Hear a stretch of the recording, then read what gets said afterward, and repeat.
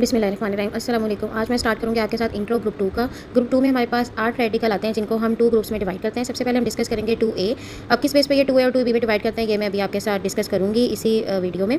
अच्छा जी, अब इसमें ये जो रेडिकल्स आते हैं हमारे पास, सबसे पहले 2A में हमारे पास आता है कैडमियम, कॉपर, लेड, बिस्मथ और मर्क्यूरिक।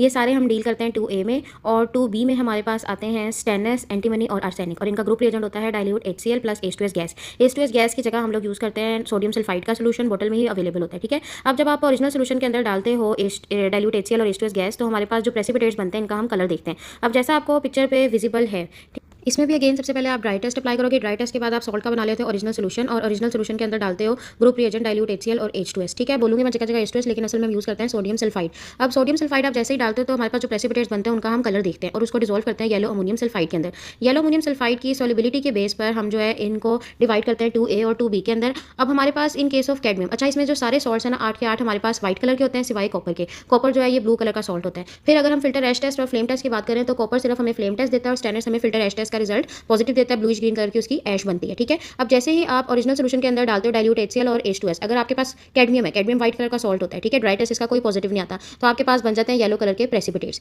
फिर अगर आपके पास कॉपर है, कॉपर के केस में क्या होता है, आपके पास बन जाते हैं ब्लैक कलर के प्रेसिपिटेट्स, लेकिन जो हमारा सॉल्ट है ये ब्लू कलर का होता है। In case of mercuric, bismuth और लेड, इन तीनों के केस में हमारे पास ब्लैक कलर के प्रेसिपिटेट्स बनते हैं। अब लेड ग्रुप 1 में भी पढ़ रहे हैं, 2 में भी पढ़ रहे हैं, डिपेंड करता है लेड के साथ कौन सा जो है वो एसिडिक रेडिकल अटैच है। समटाइम अपनी प्रेजेंस वो ग्रुप 1 में शो करता है, समटाइम अपनी वो प्रेजेंस ग्रुप 2 में शो करता है। अब इसको आपने 1 बाय 1 किस तरह आइडेंटिफाई करना है फर्दर प्रेसिपिटेट्स बनने के बाद। अब आप क्या करते हो, जब आपके पास ब्लैक कलर के प्रेसिपिटेट्स बन जाए और सॉल्ट आपका व्हाइट कलर का हो, तो आप इन ब्लैक प्रेसिपिटेट्स को डिसॉल्व करते हो 50% नाइट्रिक एसिड सोल्यूशन के अंदर।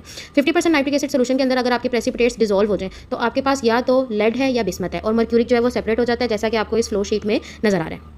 फिर हमारे पास फर्दर जो 2 रेडिकल बचते हैं वो है लेड और बिस्मथ। उनको फर्दर हम किस तरह आइडेंटिफाई करते हैं कि अब जो हमारा वो सॉल्युबल सोल्यूशन होता है उसको हम 2 पार्ट्स में डिवाइड कर लेते हैं। एक पार्ट के अंदर हम लोग डालते हैं डाइल्यूट H2SO4। अगर डाइल्यूट H2SO4 वाले में व्हाइट कलर के प्रेसिपिटेट्स बन जाए तो लेड इंडिकेट होता है, और दूसरे पार्ट के अंदर हम लोग डालते हैं अमोनियम हाइड्रोक्साइड। अगर अमोनियम हाइड्रोक्साइड वाले में व्हाइट कलर के प्रेसिपिटेट्स बन जाए टेस्ट ट्यूब में, तो हमारे पास बिस्मथ इंडिकेट होता है। फिर हमारे पास आता है जी 2B के मेंबर्स। अब 2B के मेंबर्स क्या होते हैं, जो येलो अमोनियम सल्फाइड के अंदर प्रेसिपिटेट्स डिसॉल्व हो जाएंगे। कौन से precipitates, in case of stainless हमारे पास ब्राउन कलर के प्रेसिपिटेट्स बनते हैं, इन केस ऑफ एंटीमनी हमारे पास ऑरेंज कलर के प्रेसिपिटेट्स बनते हैं, और इन केस ऑफ आर्सेनिक हमारे पास पेल येलो कलर के प्रेसिपिटेट्स होते हैं। अब आर्सेनिक जो है पॉइजनस है, ये लैब्स में बच्चों को नहीं दिया जाता परफॉर्मेंस के लिए, तो इन बाकियों में से भी मर्क्यूरिक भी निकाल दिया जाता है, बाकी जो है वो बच्चों को दे दिए जाते हैं। बिस्मथ का जरा ओरिजिनल सोल्यूशन मुश्किल से बनता है, इसको वही हम एसिड्स के अंदर डिसॉल्व करते हैं, तो बिस्मथ भी बच्चों को लैब में बहुत कम दिया जाता है। तो आपके पास बोर्ड के हिसाब से खाली बचता है कैडमियम, कॉपर, लेड, स्टेनलेस और एंटीमनी।